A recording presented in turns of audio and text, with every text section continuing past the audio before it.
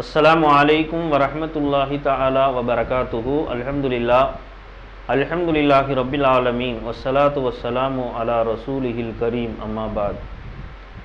நபிமார்கள், நல்லடியார்கள், சாலிஹீன்கள், இறைநேசர்கள் நம்முடைய வாழ்க்கையில் பேண வேண்டிய செய்திகளாக அவர்கள் கூறி சென்ற பல்வேறு செய்திகளை இந்த காணொளியிலே நாம் தொடர்ந்து பார்த்து வருகிறோம். அந்த அடிப்படையில் இன்றைக்கு நாம் பார்க்க போகிற ஒரு செய்தி, அபூ ஹுரைரா ரலியல்லாஹு அன்ஹு அவர்கள் அறிவிக்கிற இந்த செய்தி நுஜ்ஹத்துல் மஜாலிஸ் என்கிற கிதாபிலே பதிவு செய்யப்பட்டிருக்கிறது. அபூ ஹுரைரா ரலியல்லாஹு அன்ஹு அவர்கள் சொல்கிறார்கள், இந்த உலகத்திலே யாரெல்லாம் விபச்சாரம் என்கிற அந்த குற்றத்தை செய்கிறார்களோ, செய்வதை பழக்கமாக வைத்திருக்கிறார்களோ, அல்லாஹு தாலா அவர்களுக்கு இம்மையில் 3 தண்டனைகளையும் மறுமையில் 3 தண்டனைகளையும் அல்லாஹ் அவர்களுக்கு கொடுத்து அல்லாஹ் அவர்களை தண்டிப்பான் என்று சொல்கிறார்கள்.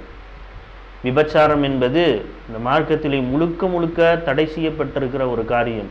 வலா தக்ரபு ஸினா என்று அல்லாஹ் குர்ஆனிலே சொல்லுகிறான். விபச்சாரத்தின் பக்கம் கூட நெருங்கி விடாதீர்கள் என்று சொல்லுகிறான். அந்த பக்கத்தில் கூட போயிடாதீங்க என்று அல்லாஹ் எச்சரிக்கை செய்கிறான். ஆக அப்படிப்பட்ட விபச்சாரம் என்கிற அந்த கேடுகட்ட ஒரு செயலை யாரெல்லாம் செய்கிறார்களோ அல்லாஹ் அவர்களுக்கு உலகத்திலே 3 தண்டனைகளை தருகிறான். அதிலே முதலாவது குறைவான ஆயுள். அல்லாஹ் அவர்களுக்கு ஆயுளை ரொம்ப குறைத்து விடுகிறான். நீளமான ஆயுள் கொடுக்கப்படுவது என்பது அல்லாஹ்வினுடைய நிஅமத்துகளிலே ஒன்று. ஆக விபச்சாரம் செய்பவனுக்கு அல்லாஹ் தண்டனையாக அவனுடைய ஆயுளை குறைத்து விடுகிறான். 2வது தீராத வறுமை. அல்லாஹ் அவனுக்கு மிகப்பெரிய வறுமையை ஏற்படுத்தி வறுமையினுடைய சூழ்நிலைகளிலே தள்ளி அடுத்தவர்களிடத்தில் கையேந்துகிற அந்த அபாய கட்டத்திற்கு அல்லாஹ் அவனை தள்ளிவிடுகிறான். 3வதாக அவனுடைய முகத்தில் இருக்கக்கூடிய பிரகாசம் என்பது போய்விடும். ஒரு விபச்சாரம் செய்கிற அந்த மனிதனுடைய முகம் என்பது இருளடைந்து போய் பிரகாசம் இல்லாமல் பார்க்கிற 4 பேர் காரி துப்புகிற அளவுக்கு உண்டான அளவுக்கு அவனுடைய முகம் என்பது இருளடைந்ததாக ஆகிவிடும். ஆக இதுவெல்லாம் இந்த உலகத்திலே அவனுக்கு தரப்படுகிற தண்டனைகள்.